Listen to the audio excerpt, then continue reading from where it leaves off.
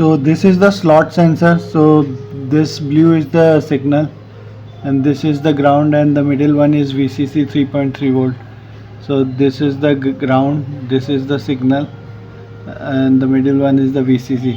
So basically here you have LED on one end, and on the other end you have a photo detector, and when the path is interrupted it would give a high signal. So like there is a slot, so if anything goes in that slot and like interrupts the path of the light from this to here, it would detect and give a high signal. So let's just see the demo. So this is my slot sensor, so if anything interrupts it, it would say like card swipe.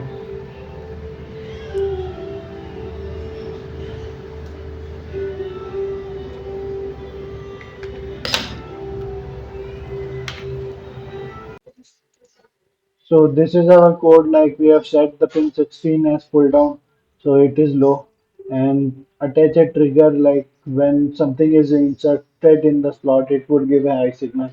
So on that high signal, it should create a event, and when this event occur, it will say like card swipe for 2 seconds.